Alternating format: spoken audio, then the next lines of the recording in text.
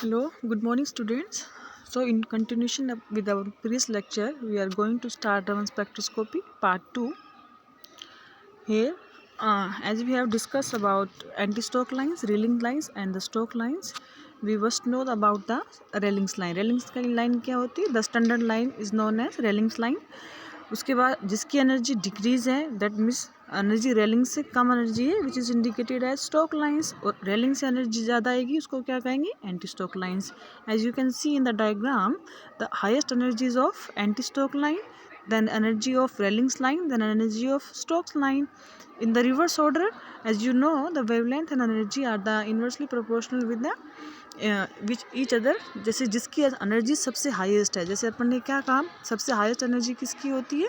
Railings line की. जैसे जिसका कोलिजन चेंज नहीं हो रहा, नॉन कोलिजन है, उसको क्या कहेंगे? रेलिंग्स लाइन कहेंगे. अब उसके कंपेयर रेलिंग को स्टैंडर्ड मान के कंपेयर करना है स्टोक लाइन की एनर्जी और एंटी स्टोक लाइन की एनर्जी. ठीक है, अब यहाँ देखो सबसे हाईएस्ट एनर्जी किसकी होती है? एंटी स्टोक लाइंस की. उसके बाद किसकी होती है? स्टोक लाइन रेलिंग्स लाइन की. Then lowest energies of Stokes lines. Reverse order of wavelength कैसे होगी? वेवलेंथ एनर्जी एक दूसरे की क्या होती है? Inversely proportional.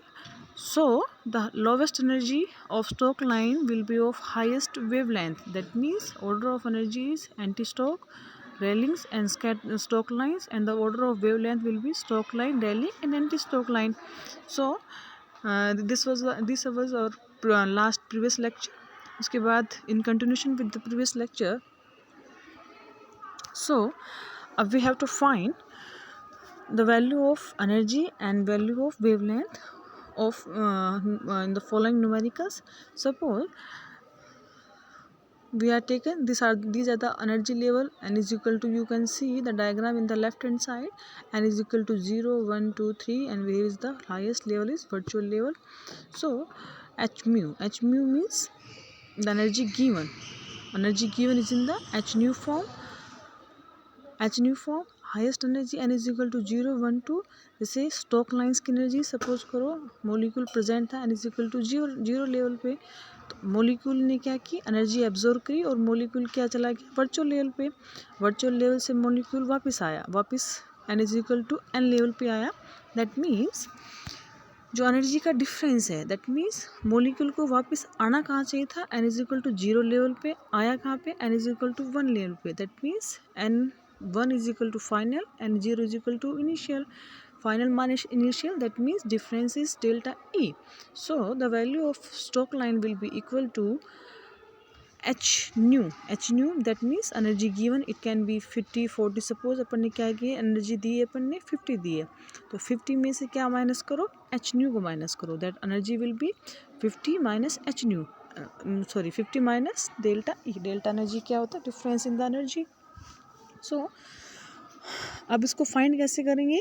Suppose in the first case we have given energy 50, उसके बाद एनर्जी अपन ने 100 प्रोवाइड की, उसके बाद 150. इन तीनों चीज़ों में द कॉमन चीज़ क्या है? डेल्टा ई चेंज नहीं होता. जैसे अपन ने एनर्जी दी, दैट मीन्स मोलिक्यूल का लेवल बढ़ गया, मोलिक्यूल फास्ट मूवमेंट करेगा, बट कहाँ जाएगा? वर्चुअल लेवल पे. उसके बाद the molecule will try to return back its original position. That means that N is equal to 0 level.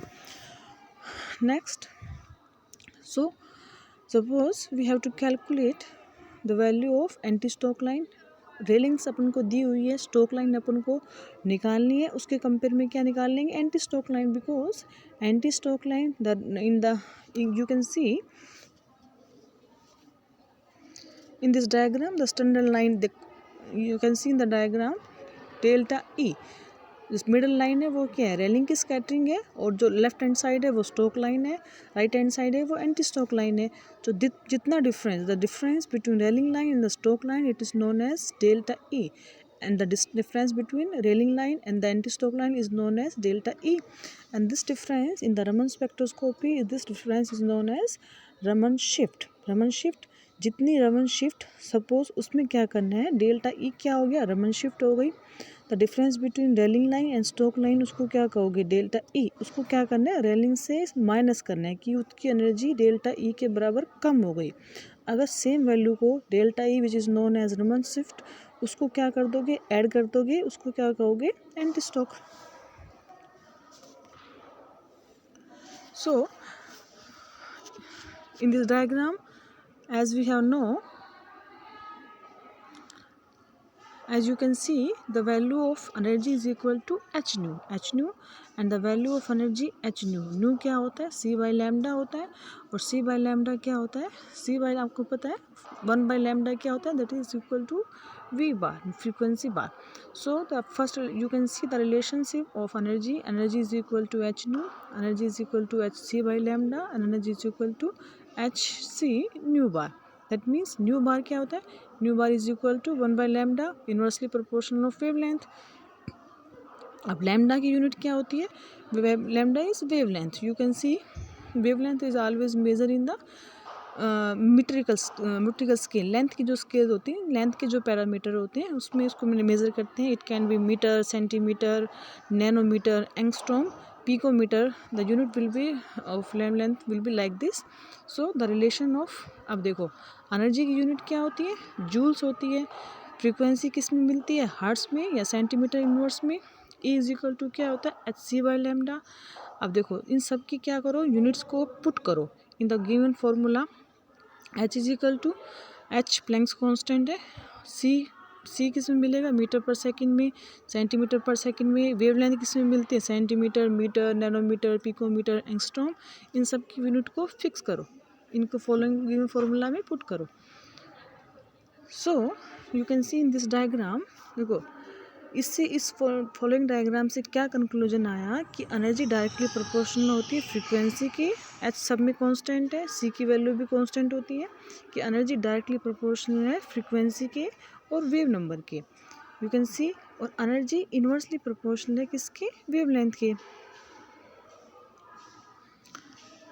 सो अब देखो यहाँ से क्या निकालो, इन फॉर्मूला से क्या निकालो, value of Raman shift delta E निकालो. अब देखो न्यूमेरिकल में अपन को क्या गिवन गया है, एंटी स्टोक्स की और रेलिंग की स्कैटरिंग अपन को मेंशन है, और अपन से किसकी पूछी है, एंटी स्टोक लाइन की पूछी है. डेल्टा ई फाइंड करो.